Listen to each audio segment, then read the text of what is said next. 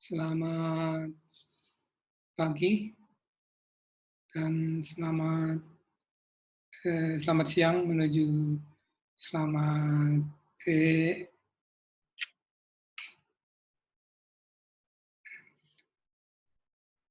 selamat pagi menuju siang. Salam sejahtera buat kita semua. Kalian di asrama semoga sehat selalu. Dan untuk pertemuan yang kedua, kita masih membahas tentang konsep kita masih membahas tentang konsep dasar sistem dan informasi. Nah, seperti apa yang saya jelaskan kemarin dalam bentuk video, ya, dalam bentuk apa namanya gambaran-gambaran sederhana yang saya sudah berikan. Untuk pertemuan yang kedua ini kita tetap masih di konsep dasar sistem dan informasi. Nah, izin saya akan share screen agar kalian bisa lebih terfokus, gitu ya.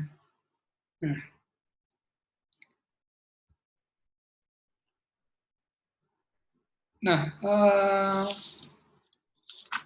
pertemuan ini, ya, pada modul yang ke-1 ini, kita akan membahas mengenai konsep dasar, kemudian nanti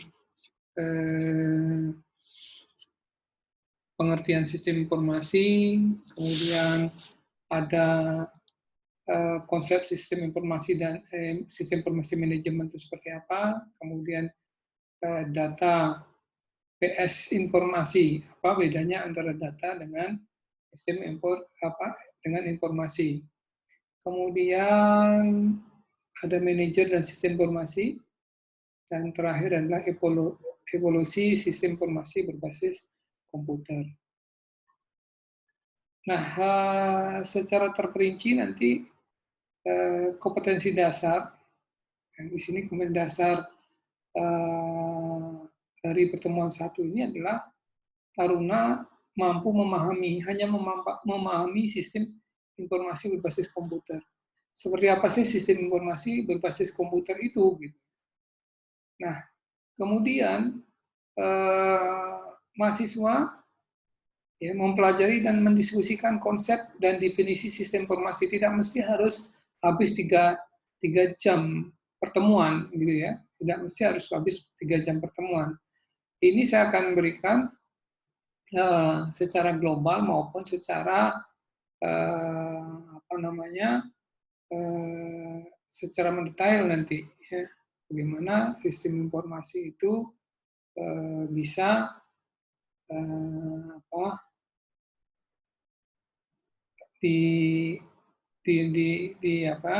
secara teoritis bagaimana sistem informasi itu nanti bisa diterapkan di dalam suatu organisasi. Nah, kemudian di sini indikator pencapaiannya adalah saya akan memberikan tugas apakah nanti kalian mampu menjelaskan pengertian dan perkembangan umum sistem informasi tersebut. Nah, materi pada pertemuan pertama ini merupakan suatu tinjauan teoritis. Itu merupakan suatu tinjauan teoritis mengenai konsep dasar sistem, konsep dasar informasi, pengertian sistem informasi manajemen, dan pengguna dari sistem informasi manajemen dalam suatu organisasi. Manfaatnya apa? Manfaatnya adalah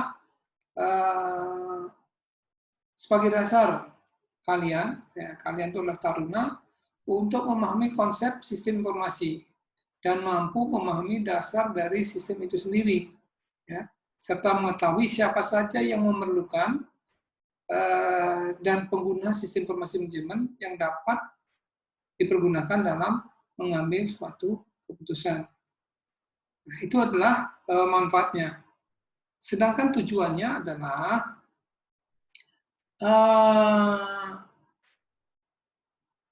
Satu, memiliki satu pengertian mengenai sistem informasi manajemen dan kemampuan dasar daripada sistem tersebut. Dapat menguraikan hambatan-hambatan dalam perkembangan sistem informasi. Nah, seperti apa yang saya jelaskan minggu lalu bahwa satu sistem informasi tidak di dalam penerapannya tidak mulus gitu ya, tidak mulus, akan tetapi itu pasti akan menemui kendala-kendala tertentu. Nah, kemudian adalah tujuan yang ketiga adalah mengidentifikasi struktur hierarki penggunaan sistem informasi manajemen dan tingkat manajemen dalam pengambilan keputusan. Dalam sistem informasi manajemen itu pasti ada hierarkinya. Ya. Ada yang disebut dengan direktur, misalkan dalam suatu organisasi perusahaan X misalkan gitu, ada direktur, ada manajer, ada sub manager dan seterusnya. Nah itu akan kita identifikasi siapa yang berhak untuk menggunakan sistem informasi di dalam pengambilan suatu keputusan. Itu yang materi yang kita bahas. Kemudian kita akan menginjak ke materi yang pertama. Apa sih konsep dasar daripada sistem itu? Nah, konsep dasar daripada sistem kita bisa analogikan dengan anatomi tubuh, ya, anatomi tubuh kita. Ya. Nah, di dalam anatomi tubuh kita itu dapat menyebutkan bagian-bagian dari tubuh. Ya.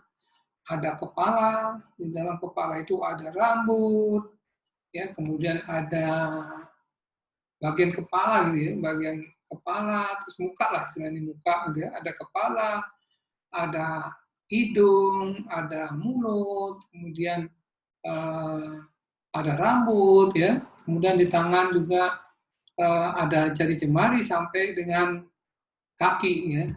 Ini ada kaki, ada lutut, ya. Nah, coba kita lihat, kita perhatikan, gitu ya. Bayangkan kalau dari anggota tubuh tersebut tidak berfungsi sebagaimana mestinya, apa yang terjadi? Ya. Tangan tidak bisa digerakkan, kaki nggak bisa digerakkan. Nah, maka tentu gerakan tubuh itu tidak akan sempurna. Dari bagian tubuh yang disebutkan tadi, masih terdapat bagian tubuh yang terletak di dalam. Ya, masih ada bagian tubuh yang ada di dalam sini. Ya, ada di dalam kepala itu ada otak, ya, kemudian ada pernafasan, ada jantung, ada darah, ya, ada darah yang mengalir ke seluruh tubuh, ada paru-paru, ada hati, ada tulang, ada kulit. Ya. Itu semua organ tubuh atau bagian tubuh tersebut punya fungsi dan tugas masing-masing. Dan mekanisme kerja juga tidak sama antara satu antara satu organ tubuh dengan organ tubuh yang lainnya. Coba kalian lihat, fungsi jantung untuk apa? Fungsi paru-paru untuk apa? Fungsi usus untuk apa? Ya, ya, itu kan mempunyai fungsi dan tugas masing-masing sesuai dengan mekanisme kerja sesuai dengan mekanisme kerja yang tidak dapat berdiri sendiri, itu ya. Nah, jantung masa akan bisa bekerja sendiri, paru-paru masa bisa bekerja sendiri. Nah, itu tidak akan mungkin gitu ya. Nah, tetapi satu organ tubuh dengan organ tubuh lainnya itu saling berhubungan, saling ketergantungan satu sama lainnya secara terpadu, sehingga tubuh kita itu hidup dan bergerak secara sempurna. Nah, dari setiap organ tubuh pun terdapat subbagian tubuh. Ya. Seperti struktur pernapasan terdiri dari hidung, ada tenggorokan, ada hidung, ada tenggorokan, kemudian ada paru-paru, ada pembuluh darah, dan ada darah. Nah, itu disebut dengan suborgan atau subbagian tubuh. Nanti juga sistem juga begitu, ada subsistemnya, ada sistem secara keseluruhan dan ada subsistemnya, gitu ya. Nah, setiap unsur, nah itu dari struktur pernapasan tersebut memiliki fungsi tertentu dan bekerja dengan proses tertentu juga untuk mencapai tujuan dari sistem pernapasan. Itu yang terlihat, gitu ya, yang terlihat. Nah, selain itu ada juga suatu komponen abstrak yang turut menggerakkan setiap bagian atau subbagian dari tubuh kita yang tidak tampak, tetapi dapat dirasakan. Misalnya, mata melihat makanan, otak memberikan informasi kepada tangan untuk mengambil dan memasukkan ke dalam mulut. Selanjutnya, otak memberikan perintah untuk mengunyah makanan tersebut. Gitu ya. Sistem juga akan seperti itu. Nah, dari contoh ini dapat ditarik kesimpulan bahwa suatu sistem tentunya terdiri dari struktur dan proses. Ya, tolong digarisbawahi ini, yaitu ada struktur, ya, kata kuncinya adalah suatu sistem tentunya terdiri dari struktur dan proses. Struktur sistem merupakan komponen-komponen yang membentuk sistem itu sendiri. Jadi suatu sistem, struktur sistem itu merupakan komponen-komponen yang membentuk sistem itu sendiri. Ya. Nah, sedangkan proses merupakan uraian prosedur kerja setiap komponen dalam mencapai tujuan dari sistem. Nah, ilustrasi ini memberikan gambaran bahwa kegiatan kecil maupun besar menggunakan suatu sistem, ya, menggunakan suatu sistem, dan dalam melakukan tugas dan fungsinya untuk mencapai tujuan tertentu. Ya. Jadi, yang menjadi kata kunci pada pengertian sistem itu adalah bahwa kegiatan kecil maupun besar menggunakan suatu sistem dalam melakukan tugas dan fungsinya untuk mencapai tujuan tertentu. Ya, itu menjadi kata kunci. Demikian pula kegiatan dalam suatu organisasi tidak terlepas dari sistem dan informasi untuk mencapai suatu tujuannya.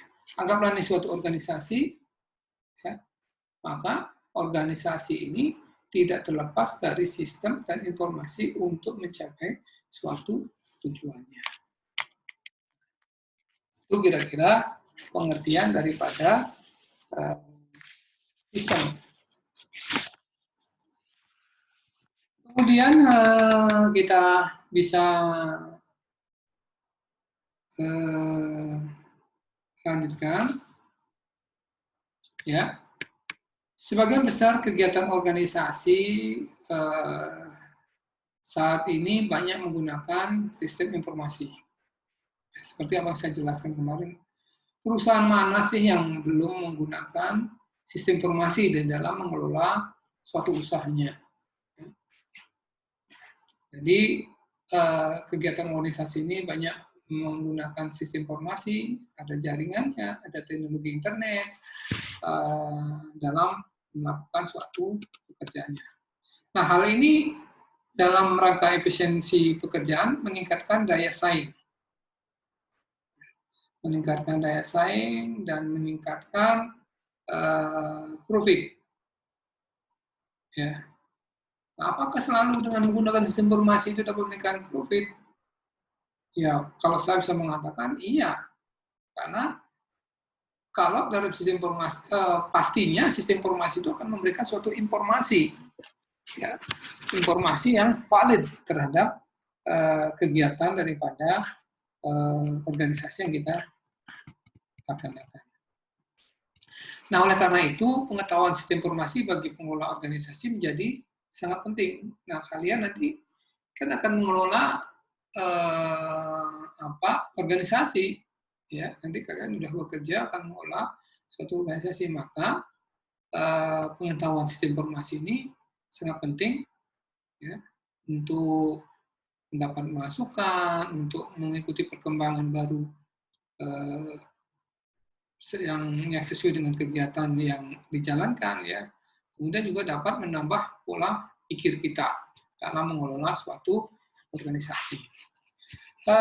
Sistem informasi manajemen, nah ini terkait dengan sistem, ada sistem informasi manajemen menjadi sangat penting, ya. Apa yang di minggu lalu ada video yang sudah saya tayangkan, ya gitu ya, bahwa sistem informasi itu manajemen baik di penerbangan maupun di luar organisasi penerbangan itu sangat penting, ya, sangat penting karena perubahan-perubahan yang sangat cepat dari informasi konvensional ke informasi yang serba digital. Apalagi sekarang kondisi WFA gitu ya. Nah, maka informasi yang serba digital ini harus kalian dapatkan secara cepat gitu ya. Mudah, akurat, dan cepat untuk informasi itu harus selalu dijaga.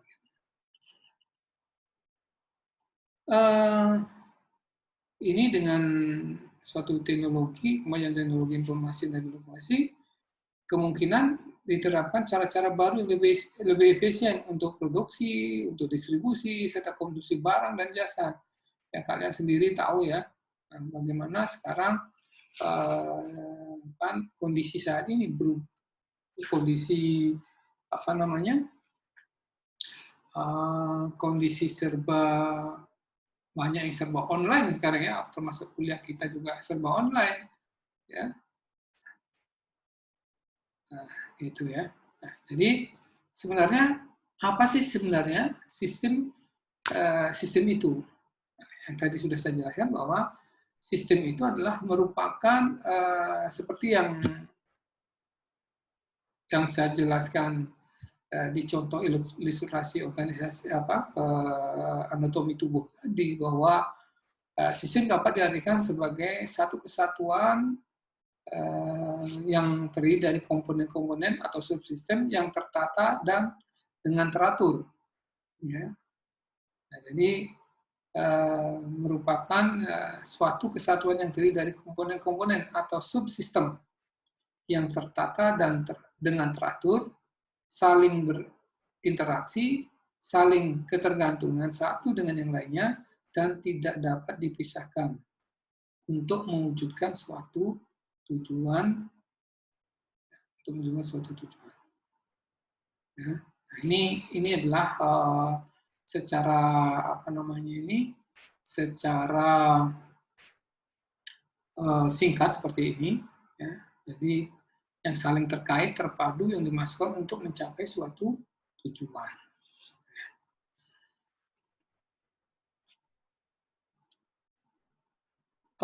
Memang ada beberapa ahli gitu ya yang menyebutkan bahwa sistem dapat didefinisikan sebagai suatu kumpulan atau himpunan dari unsur, komponen atau variabel yang terorganisir, saling berinteraksi, saling tergantung satu sama lain, dan terpadu. Gitu ya. Itu ada beberapa ya oleh ya pada intinya adalah sama, gitu ya, pada intinya sama. Di sini ada komponen, komponen dan subsistem. Ya. Jadi komponen ada sistem itu nanti ada pendekatan komponen secara ada komponen gitu ya, tidak hanya komponen fisik semata, tapi bersifat abstrak, secara konseptual. Seperti yang abstrak itu seperti apa sebenarnya? Nah, contohnya adalah visi, misi, kemudian kebijakan, prosedur, dan kegiatan informal lainnya. Nah, dengan demikian, konsep dasar suatu sistem informasi dilihat dari dua pendekatan, ya. Pendekatan komponen dan pendekatan secara prosedur. Sini kita dapat lihat di sini. Ya. Jadi pendekatan komponen dan pendekatan prosedur. Nah, suatu sistem dapat dilihat dari kumpulan komponen. Nah, ini pendekatan komponen dulu, kita bahas satu persatu ya. Bahwa pendekatan komponen ini adalah kumpulan komponen yang saling berinteraksi dan saling berhubungan membentuk satu kesatuan untuk mencapai tujuan. Sedangkan pendekatan prosedur adalah kumpulan prosedur atau langkah kerja yang membentuk suatu pola kerja yang memiliki tujuan tertentu. Jadi, suatu sistem itu bisa dilakukan dengan pendekatan dua pendekatan ini. Nah, suatu sistem dapat dilihat dari kumpulan ya, secara kumpulan komponen secara fisik yang saling berinteraksi dan tidak dapat dipisahkan satu dengan lainnya untuk mencapai tujuan. Contohnya apa? Contohnya adalah sistem komputer yang terdiri dari komponen hardware dan software.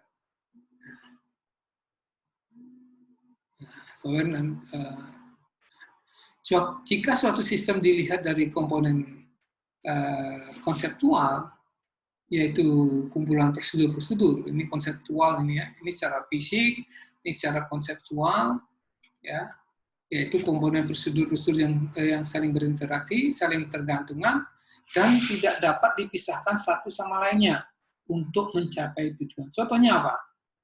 Ya, sistem akuntansi, ya, yang memiliki prosedur atau buku pengeluaran kas, buku pembelian, buku penjualan, buku utang, buku jurnal, sampai terciptanya siklus akuntansi yang tertib dan terinformasikan secara keuangan. Nah, jadi ini dua komponen ya.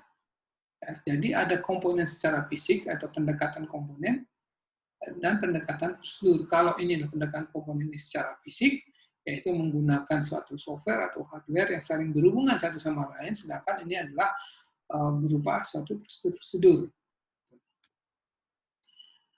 Jadi dari dua pendekatan ini menunjukkan bahwa setiap sistem terdiri dari struktur sistem dan proses sistem.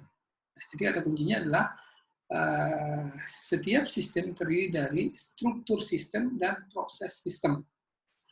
Apa itu struktur sistem? Tolong dicatat. Apa itu struktur sistem? Itu adalah komponen-komponen yang membentuk sistem tersebut. Sedangkan proses sistem adalah yang menjelaskan tata kerja setiap komponen tersebut untuk mencapai suatu tujuan. Jadi, di dalam suatu sistem selalu mengandung komponen-komponen atau subsistem. Nah, demikian juga, setiap subsistem memiliki sifat-sifat dari sistem dan melakukan suatu fungsi tertentu serta mengaruhi proses dari sistem secara keseluruhan. Nah, apabila suatu komponen atau suatu subsistem tersebut tidak melakukan fungsinya, apa yang terjadi kira-kira? Maka suatu sistem itu akan terganggu dan tidak efektif dalam mencapai suatu tujuannya, gitu ya. Misalkan tubuh kita ada yang sakit, maka sistem itu akan terganggu untuk mencapai suatu tujuannya. Seperti itu, mungkin ada pertanyaannya dicatat dulu ya, nanti di akhir kuliah ini kita diskusi.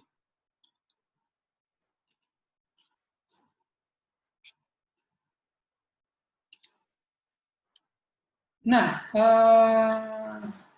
memang ada beberapa ahli menyebutkan bahwa ada Norman L. Ainger itu mengatakan bahwa serangkaian kegiatan yang dapat ditentukan identitasnya yang berhubungan dalam suatu sistem. Itu menurut Norman, kalau gitu disebut dengan sistem.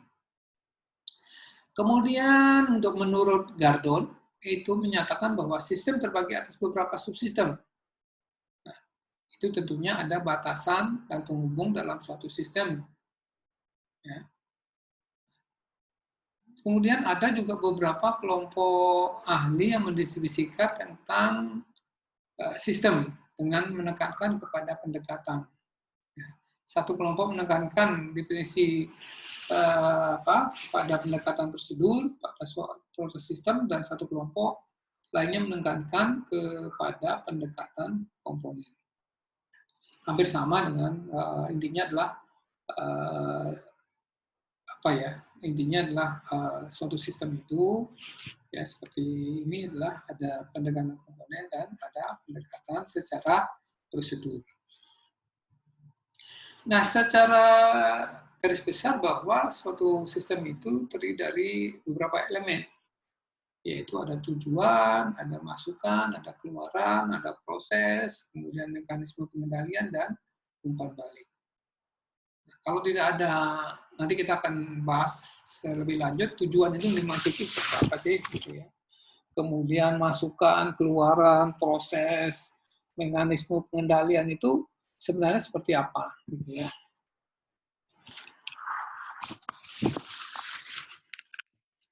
Nah, ini kan sistem. Nah, ini kan sistem. Tadi dikatakan bahwa sistem itu terdiri dari subsistem, gitu ya. Kalau suatu sistem itu memiliki sesuatu yang lebih besar, maka sistem ini disebut dengan super system. Ya. Nah, jadi misalkan sistem akuntansi merupakan suatu sistem dari perusahaan dan perusahaan merupakan suatu sistem yang lebih besar. Jadi gitu. Jika dilihat dari sisi perusahaan sebagai suatu sistem, maka sistem akuntansi dapat dikatakan sebagai subsistemnya. Sistem perusahaan ini merupakan super system. Nah, kalau kita bisa mengatakan bahwa ini ada ERP gitu ya, ERP gitu ya. Jadi Enterprise Resource Planning. Nah, jadi di situ ada subsistem SDM, keuangan. Tadi dikatakan bahwa akuntansi itu adalah merupakan subsistem. Ya. Nah, sedangkan yang ERP ini adalah merupakan super system. Jadi semua pengelolaan baik itu keuangan, SDM, manufaktur dan lain sebagainya itu dikelola di super system. Nah, ini gambarannya. Ya, ini gambarannya ada subsistem. Subsistem mempunyai sub dari subsistem, sedangkan sistem mempunyai suatu di atasnya adalah super system. Nah, kalau kita gambarkan, sini ada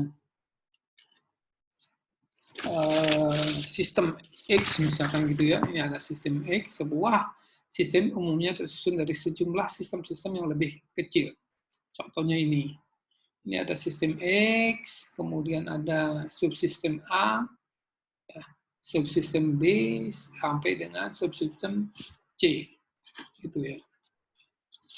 Nah, subsistem A itu dari subsistem A1, ya, subsistem A1, subsistem A2, dan seterusnya. Demikian juga B.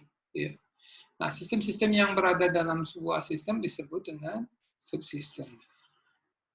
Ya. Ya, jadi subsistem X, ini ada di dalamnya itu ada subsistem, di bawahnya ada subsistem, ini juga ada subsistem. Tuh.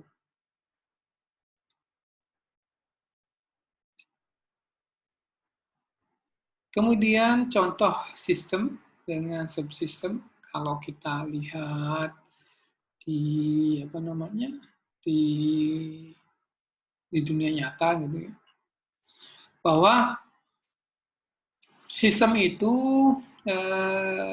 contohnya adalah sistem mobil.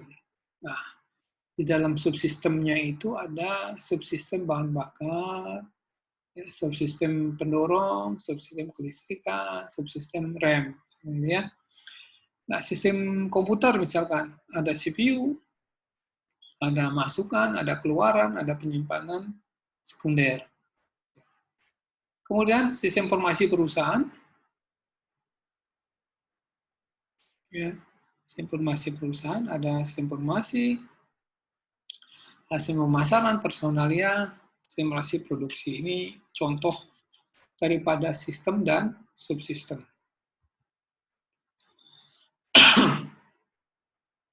Nah, apa sih pengertian super system itu ya? Tadi ada super system. Jika suatu sistem menjadi bagian dari sistem lainnya yang lebih besar, maka sistem yang lebih besar tersebut dikenalkan dengan sebutan super system. Sebagai contoh, ya, di sini ada pemerintah pusat merupakan super system dari suatu provinsi. Provinsi merupakan super system dari kabupaten. Ya, ini disebut dengan sistem, maka pemerintah provinsi yang berkedudukan sebagai super system. Jika ditinjau dari pemerintah pusat, pemerintah provinsi adalah subsistem dari pemerintah pusat, gitu ya. Nah, antara subsistem tadi ada katakan bahwa ini ada sistem. Nah, ada sistem-sistem, ada subsistem, subsistem, dan apa yang menghubungkan antara satu sistem dengan sistem yang lainnya. Nah, tentunya menghubungkan adalah antara satu sistem dengan sistem yang lainnya adalah antar muka. Ya, antar muka. Nah, tahu antar muka, interface. Apa yang interface itu? Contohnya apa? Kalian mendaftar, ya. Kalian mendaftar di sebagai taruna, gitu ya. Nah, pasti ada tampilannya di situ. Nah, tampilan itu sudah disebut dengan antar muka.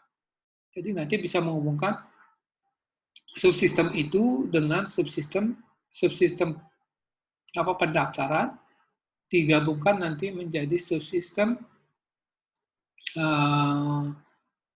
taruna gitu ya.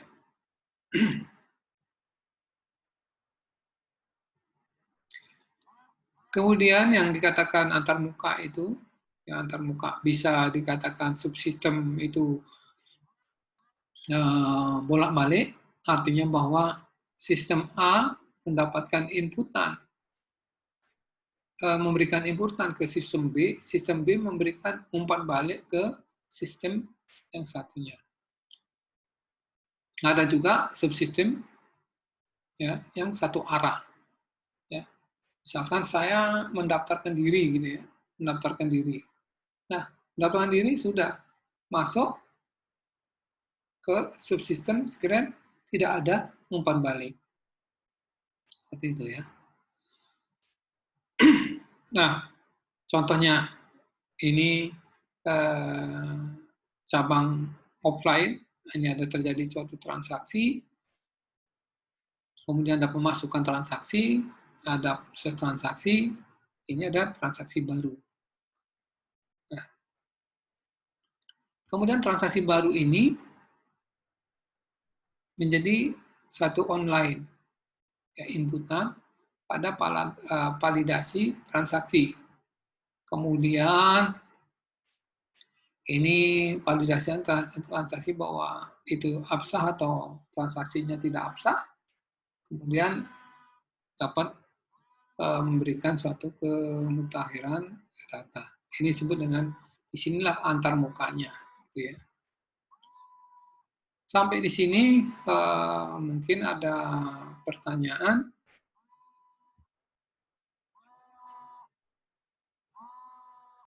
Ya, kita lanjutkan. Saya share screen lagi. Ya, jadi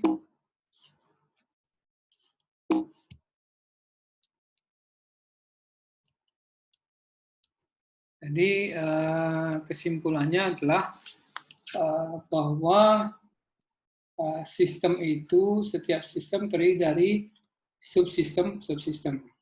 Ya, jadi tolong dicatat apa namanya, suatu sistem terdiri dari unsur-unsur atau subsistem. Subsistem tersebut merupakan bagian terpadu dari sistem itu sendiri. Ya. Kemudian subsistem saling berhubungan dan saling ketergantungan untuk mencapai tujuan dari suatu sistem. Ya. Suatu sistem merupakan bagian sistem yang lebih besar. Itu dicatat ya. Jadi suatu sistem terdiri dari unsur-unsur atau subsistem. Subsistem merupakan bagian terpadu dari sistem itu sendiri. Ya, yang saling bergantung satu sama lain untuk mencapai suatu tujuan. Nah, apa karakteristik dari suatu sistem? Karakteristik suatu sistem ini ada berapa ini? 1, 2, 3, 4, 5, 6, 7, 8. Jadi karakteristik sistem itu ada 8. Yang pertama adalah mempunyai komponen. Ya. Jadi suatu sistem terdiri dari sejumlah komponen yang saling berinteraksi, yang artinya saling bekerja sama membentuk satu kesatuan. Ya. Nah, komponen-komponen dapat berupa suatu subsistem atau bagian-bagian dari sistem.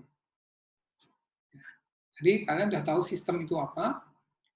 Komponen-komponen sistem itu bisa merupakan suatu subsistem atau bagian-bagian daripada sistem. Kemudian ada batas sistem atau boundary. Ya. Suatu sistem ya, pasti memiliki batas-batas luar yang memisahkan dari lingkungannya. Suatu sistem pasti ada batas luar yang memisahkannya dari lingkungan. Nah, batas sistem ini apa? Yaitu wilayah yang membatasi antara satu sistem dengan sistem yang lainnya atau dengan lingkungannya. Batas suatu sistem menunjukkan ruang lingkup daripada sistem itu sendiri. Nah, nanti saat ini dilihat gambarannya seperti apa gitu ya. Ya, ini kita lihat lah. Nah, ini ada batas sistem, ini ada batas sistem. Ini ada lingkungan. Ya, ini ada proses. Ini ada satu proses. Nah, ya, jadi katakan bahwa ini ada komponen-komponen, ada komponen input, proses, output, dan lain sebagainya. Ini ada batas sistem. Nah, ini batasnya. Nah, ini ada lingkungan. Jadi batas sistem ini yang membatasi dengan lingkungan gitu ya. Nah, kemudian ada lingkungan itu sendiri. Nah, lingkungan di luar sistem. Lingkungan luar ini apa? Yaitu lingkungan di luar batas sistem yang mempengaruhi operasi daripada sistem. Nah, pengaruh tersebut dapat bersifat positif atau negatif atau bersifat positif atau negatif pada suatu sistem tersebut.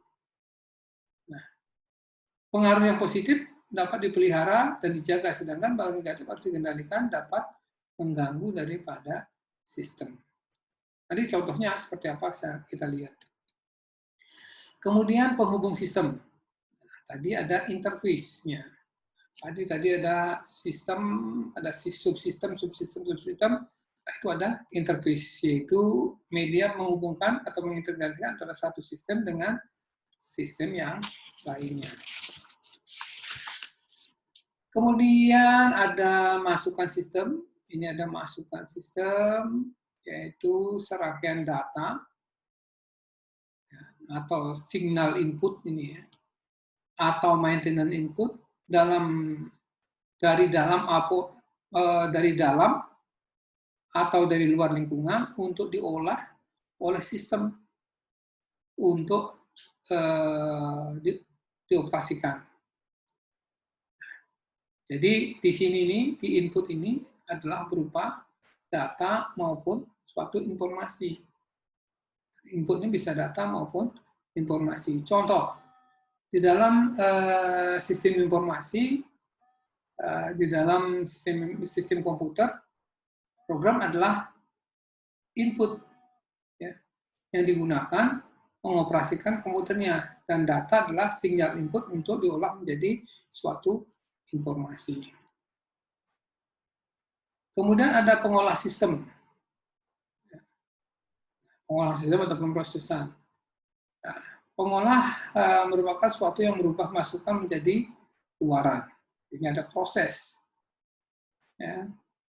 Nah, contoh, sistem akuntansi akan mengolah data-data transaksi menjadi laporan keuangan yang diperlukan oleh manajemen. Kemudian ada sasaran sistem. Nah, ada sasaran sistem ini tentaknya di pengendalian gitu ya. Nah, sistem yang baik tentu memiliki sasaran yang ingin dicapai.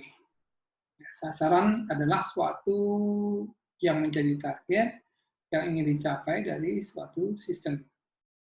Sasaran yang dicapai dari suatu sistem menentukan masukan yang dibutuhkan. Suatu sistem dikatakan berhasil apabila sasaran telah ditentukan dapat dicapai secara dengan baik.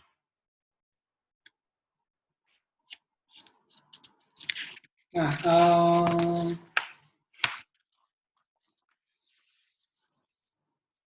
ini kalau kita lihat dari gambar yang lainnya, gitu ya. Contohnya ini batas sistemnya ada di sini, ini lingkungannya. Ada pemerintah, ada pemilik, ada pesaing, ada bank, ada pelanggan, ada vendor gitu ya. Nah, ini contohnya ya. Ini tujuannya. Jadi untuk mencapai suatu tujuan kan sistem itu kan gitu. Yang tadi sudah dijelaskan. Nah, kemudian kita masuk ke klasifikasi daripada sistem. Berdasarkan klasifikasi sistem dapat ditinjau dari berbagai segi. Seperti beberapa pakar menyebutkan bahwa klasifikasi sistem itu ada abstrak system dan physical system. Ada natural system dan human-made system, ada deterministic system dan probabilistic system, ada closed system dan atau dengan sebutan open system.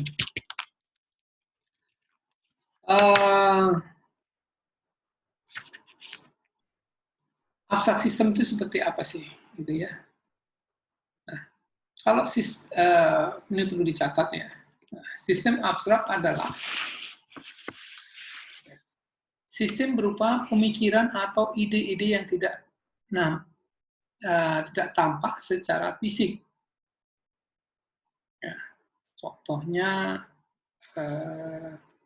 yang tidak ada pemikiran ide yang secara fisik itu contohnya apa ya? Sistem teologia gitu ya. Sedangkan sistem fisik adalah sistem yang nyata secara fisik seperti sistem komputer, ya, sistem akuntansi, sistem informasi itu adalah disebut dengan physical system.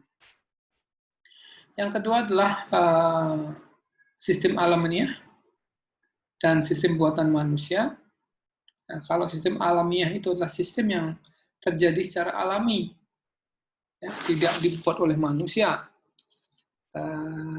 Contohnya adalah sistem perputaran bumi. Ini adalah sistem alamiah. Sedangkan sistem buatan manusia adalah sistem yang dirancang dan dibuat oleh manusia. Ya, misalkan sistem informasi akuntansi, Zoom yang kita gunakan ini, kemudian sistem pendidikan, dan lain sebagainya.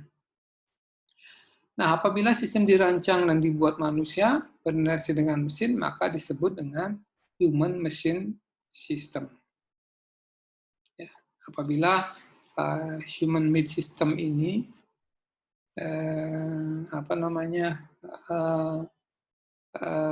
dibuat, dirancang untuk berinteraksi dengan manusia, dengan mesin, maka disebut dengan human machine system.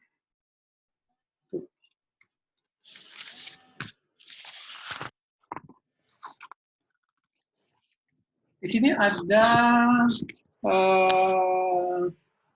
deterministic system dan probabilistic system. Deterministic system itu adalah sistem tertentu, gitu ya, sistem tertentu. Nah, adalah sistem yang beroperasi dengan perilaku yang sudah dapat diprediksi. Interaksi antar bagian dapat dideteksi dengan pasti sehingga keluaran dari sistem sudah dapat diramalkan. Misalkan sistem komputer. Gitu ya. Nah, sistem tak tentu atau disebut dengan probabilistic system itu adalah sistem yang mana kondisi ke depannya tidak dapat diprediksi secara teori kemungkinan. Nah, yang keempat ada closed system dan open system. Nah, sistem tertutup merupakan sistem yang tidak berhubungan dengan lingkungan luar. Nah, sistem ini bekerja secara otomatis tanpa campur pihak luar. Namun sebenarnya tidak ada sistem yang tertutup. Yang adalah sistem yang relatif tertutup, tidak benar-benar tertutup. Ya. Sedangkan sistem terbuka adalah sistem yang berhubungan dengan dan terpengaruh dengan lingkungan luar. Nah, sistem ini menerima masukan dan menghasilkan luaran untuk lingkungan luar atau subsistem yang lainnya.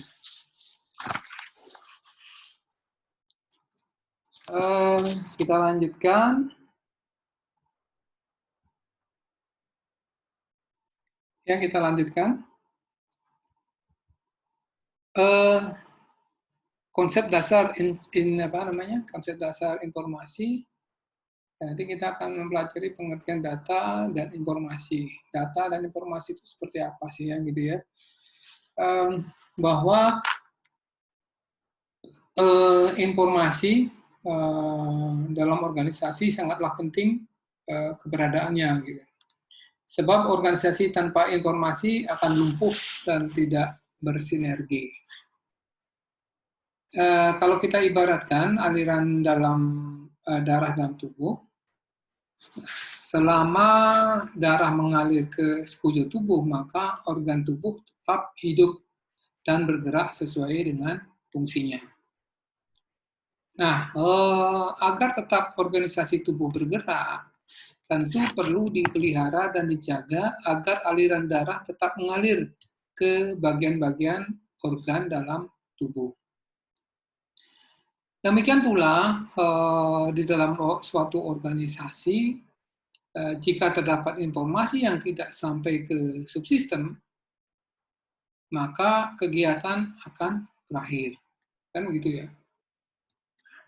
Di dalam organisasi, keberakhiran informasi dalam hubungan dengan entropi, maka informasi sangat bermanfaat bagi sistem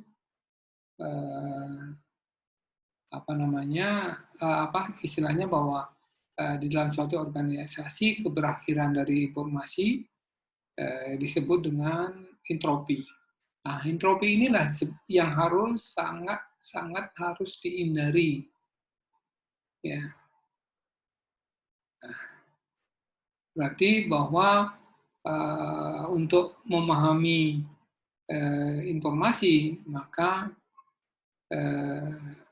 akan kita bahas dulu sumber dari informasi itu adalah data. Jadi informasi adalah data yang diolah menjadi bentuk yang memiliki arti bagi si penerima dan bermanfaat bagi pengambilan keputusan saat ini atau mendatang. Nah, jenis informasi ada formal dan informal. Ya. Contoh formal itu misalkan data mahasiswa, data nilai, dan lain sebagainya. Kalau informal itu misalkan data petani, ya, data-data ya yang informal. Kemudian ciri-ciri daripada informasi itu terbaru. Ya, kenapa katakan terbaru? Karena informasi itu merupakan hasil dari suatu proses kan gitu ya. Ya, tepat waktu, relevan, konsisten, dan penyajian dalam bentuk yang sederhana. Suatu informasi pasti bentuknya sederhana. Ya, kalau bentuknya adalah berupa narasi itu ya bukan informasi namanya ya. Nah, itu. Nah, penggunaan informasi bisa digunakan oleh manajer tingkat low level, bisa oleh middle level, dan oleh top level. Kemudian ada beberapa pakar menyebutkan bahwa suatu data itu seperti Jugianto mengatakan bahwa data itu adalah kenyataan yang menggambarkan suatu kejadian-kejadian dan kesatuan nyata. Sedangkan oleh Long Kutwai mengatakan bahwa istilah data adalah suatu istilah majemuk yang berarti fakta atau bagian dari fakta yang mengandung arti yang dihubungkan dengan kenyataan, simbol-simbol, gambar-gambar, angka-angka, huruf-huruf, atau simbol-simbol yang menunjukkan suatu ide, objek, kondisi, dan lain-lainnya. Jelasnya bahwa data dapat berupa apa saja, dapat ditemui di mana saja. Gitu ya. Sedangkan oleh Keynes, data merupakan sekumpulan baris fakta yang mewakili peristiwa yang terjadi pada organisasi atau pada lingkungan fisik sebelum diolah ke dalam suatu format ya, yang dapat dipahami dan digunakan orang.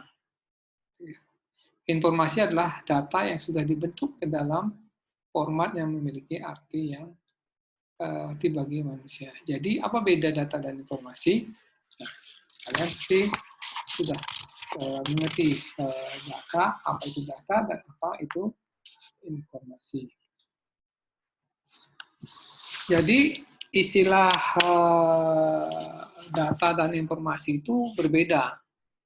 Data berupa bahan mentah, sehingga perlu diolah, dan relatif belum memberikan manfaat bagi penggunanya. Sehingga perlu diolah lebih lanjut melalui media-media suatu model, atau dihasilkan menjadi suatu informasi yang berguna. Misal, data persediaan barang di, misalkan ini ada data, ya, data berupa bahan mentah, sehingga perlu diolah dan relatif belum memberikan manfaat bagi penggunanya, sehingga perlu diolah lebih lanjut. Ya. Nah, misalkan ini ada barang dalam gudang berupa ini barang-barang dalam gudang yang dicatat di dalam kartu stok. Gitu ya. Kartu persediaan atau kartu stok tersebut belum memberikan laporan yang jelas mengenai kondisi persediaan barang di gudang. Ini kan kartu stok. Nah, kartu stok itu adalah data, gitu ya, data. Tapi ini data-data ini yang perlu diolah. Gitu ya. Ini data sehingga menjadi suatu informasi. Nah, informasilah yang digunakan untuk pengambilan keputusan baik dari top level sampai baik dari low level maupun sampai top level. Nah, Eh, dengan menggunakan media atau suatu model, maka kartu persediaan setiap barang dapat menghasilkan berbagai informasi. Setelah diolah, ya, komponen kartu persediaan diolah menjadi laporan persediaan barang, laporan persediaan barang jadi. Gitu ya. Jadi inilah gambaran daripada apa itu data dan apa itu informasi.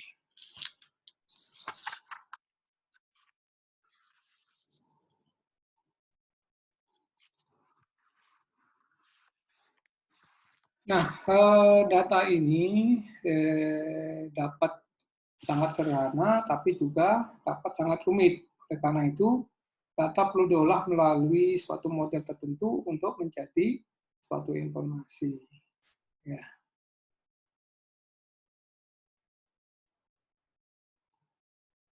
Jadi, suatu data yang berkualitas harus mempunyai 3 ketentuan, yakni penelitian data atau precision, komparabilitas, dan validitas data.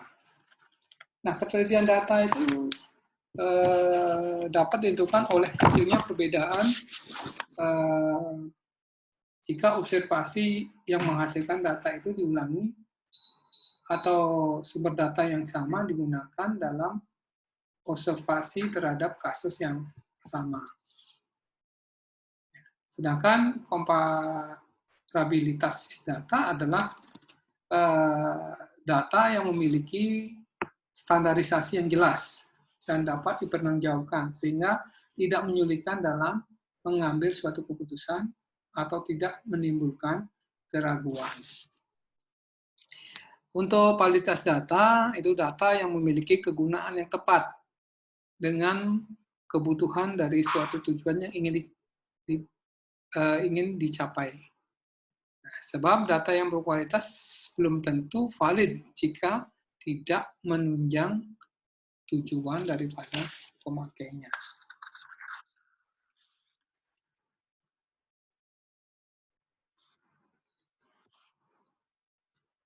Nah, kualitas tadi adalah kualitas informasi dan ini adalah kualitas. Tadi adalah kualitas menghasilkan apa? Data yang berkualitas. Nah, ini data yang berkualitas, sedangkan ini adalah kualitas informasi. Informasi harus akurat, bahwa informasi harus bebas dari kesalahan dan tidak bias atau menyesatkan. Nah, akurat berarti bahwa informasi harus jelas mencerminkan maksudnya, gitu ya. Harus jelas dalam mencerminkan maksudnya. Mengapa informasi itu harus jelas? Sebab dari sumber informasi sampai ke penerima, informasi kemudian banyak menjadi noise. Contohnya aja ada acara apa di televisi itu kan dari satu orang ke orang yang lain sampai terakhir itu misalkan membisikkan kata sistem informasi dari satu orang sampai ke orang lain sehingga muncul di akhir itu misalkan sistem gitu aja ya. Nah, itu di dalam perjalanan itu kan ada noise. Nah, itu noise-noise itulah yang akan bisa mengganggu daripada kualitas informasi. Kemudian informasi harus tepat pada waktunya. Ya, informasi yang dikirim atau diterima tidak boleh terlambat diterima oleh penerima. Ya, jadi informasi yang sudah lama gitu ya, baru digunakan untuk pengolahan data lagi, yaitu ya misalkan sekarang data yang mendaftar taruna misalnya gitu ya. Karena kan data sudah lama, tidak tepat pada waktunya digunakan untuk mengolah data hasil ujian UAS misalnya begitu untuk data taruna kan tidak tepat. Nah, informasi itu kemudian informasi harus relevan. Nah, informasi harus memiliki manfaat bagi pemakainya dan relevansi informasi bagi setiap orang akan berbeda. Jadi informasi sistem informasi apa namanya? Sistem informasi data yang mendaftar taruna itu belum tentu relevan terhadap penggunaan di tempat yang lain. Kemudian 10 sifat daripada atau nilai informasi itu ada 10 sifat. Mudah diperoleh, luas dan lengkap, ketelitian, kecocokan, ketepatan waktu, kejelasan, keluasan, dapat dibuktikan, tidak ada prasangka dan dapat diukur. Ya.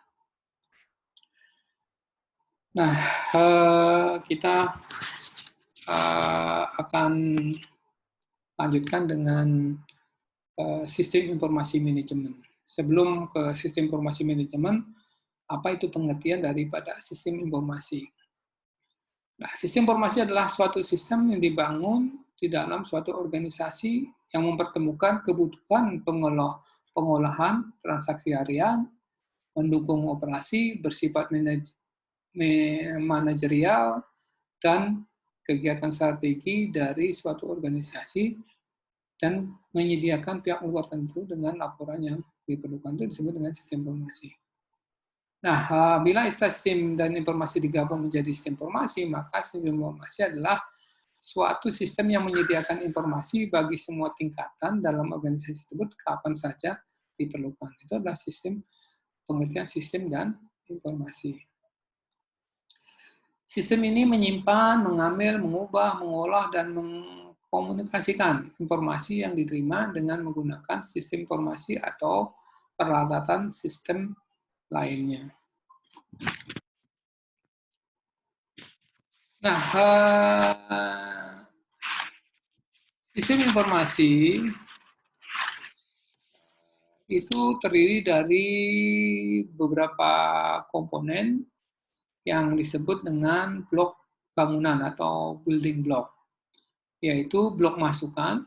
Ya, tadi sudah ada ya, sudah lihat di awal ada gambar blok input, adalah data-data yang masuk ke dalam sistem. Kemudian ada blok model, adalah kombinasi prosedur, logika, model matematik yang akan memanipulasi data input dan data yang tersimpan di basis data dengan cara yang sudah ditentukan untuk menghasilkan keluaran yang diinginkan.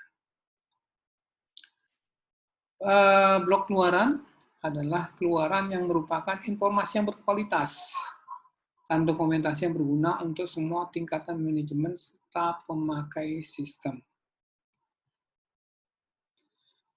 Blok teknologi merupakan kotak alat dalam sistem informasi yang digunakan untuk menerima input, menjalankan model, menyimpan, dan mengakses data. Menghasilkan menghasilkan dan mengirimkan keluaran. Nah, ini ada blok basis data. Kalian bisa baca. Kemudian blok kendali. Nah,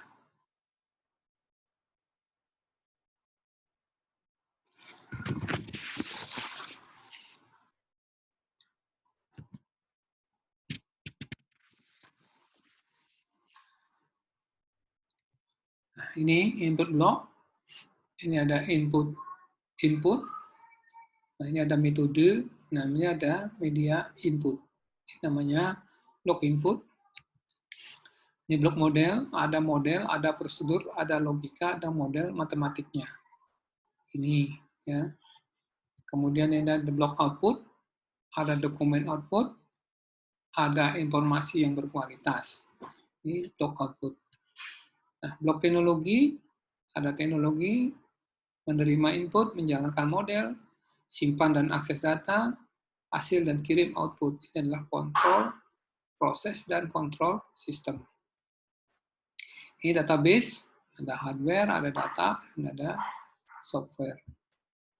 Ini kendali blok, operasional sistem, cegah dan tangani kesalahan dan kegagalan suatu sistem. Ya. Peran dasar daripada sistem informasi dalam bisnis, ya. Jadi mendukung proses. Jadi bagaimana peran dasar sistem informasi di dalam bisnis. Jadi mendukung seperti apa yang saya jelaskan dan berikan videonya minggu lalu, bahwa mendukung proses dan operasi bisnis, mendukung pengambilan keputusan para pegawai dan manajernya, kemudian mendukung berbagai strategi untuk keunggulan kompetitif. Nah, ini tadi model umum sistem, ada umpan balik, ada input, proses, tujuan, kendala, dan ada kontrol. Perangkat sistem informasi apa? Ada hardware, ada software, ya, ada brainware, ya, ada staff, ada personal, ada level manager, ada dan lain sebagainya. Kemudian ada data. Data adalah dokumen bukti transaksi, nota, kwitansi, dan lain sebagainya. Itu data. Ada prosedur, ada manual book, prosedur sistem pengendalian, ada prosedur-prosedur lainnya. Tadi sudah ini ya, ada blok bangunan. Ya, ini sudah dijelaskan. Jadi, secara umum adalah sistem informasi manajemen didefinisikan sebagai suatu sistem berbasis komputer yang menyediakan informasi bagi beberapa pemakai dengan kebutuhan yang serupa. Nah, informasi tersebut tersedia dalam bentuk laporan periodik, laporan khusus, dan output dari simulasi matematika. Itu informasi manajemen. Nanti akan kita bahas lebih lanjut seperti apa sistem informasi manajemen tersebut. Nah, kemudian ada model sistem. Jadi isi database digunakan oleh perangkat lunak yang menghasilkan laporan periodik dari laporan khusus, serta model matematika yang mensimulasikan beragam aspek operasi perusahaan. Ini sistem informasi, ya, ada tingkat manajemen, ada kegiatan pada tingkat pengoperasiannya, ya. Kemudian ini sistem informasi manajemen lanjut, segitiga, segitiga yang terletak di gambar persegi panjang, gambar pada kegiatan. Nah, ini adalah kegiatan informasi yang berhubungan dengan organisasi. Ya. Ini fase perkembangan sistem informasi.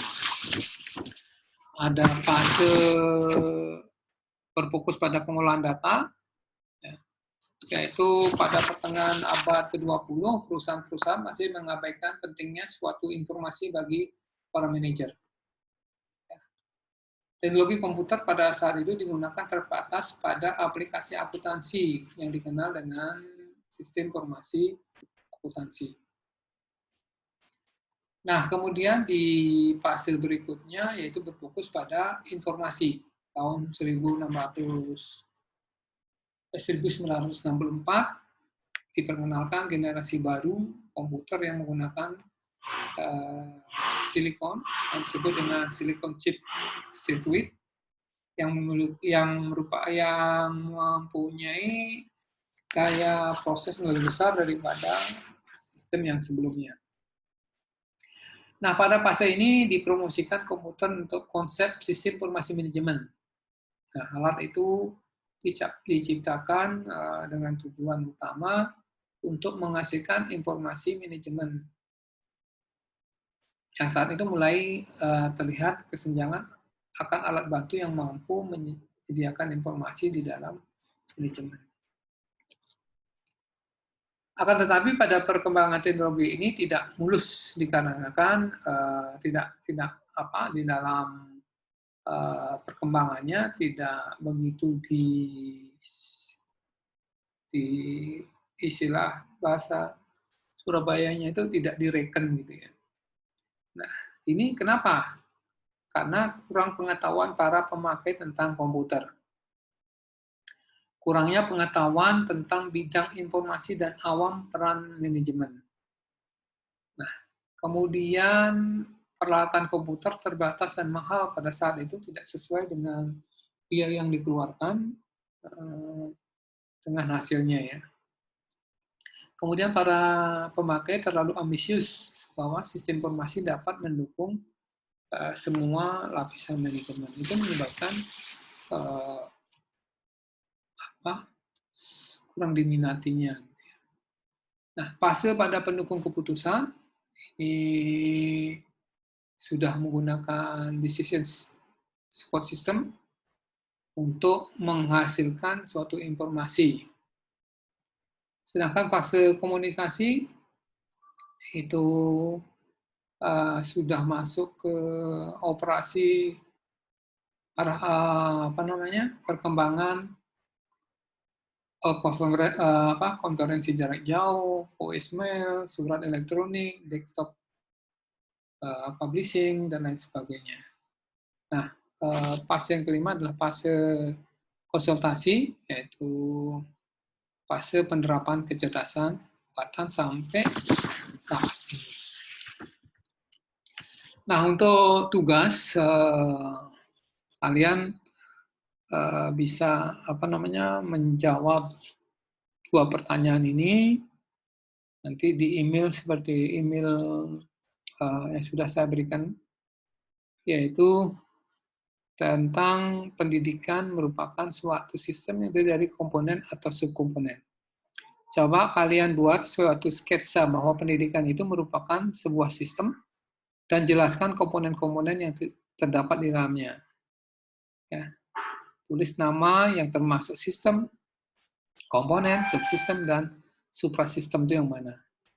Yang kedua adalah kalian diminta untuk mendapatkan data mentah dari suatu transaksi.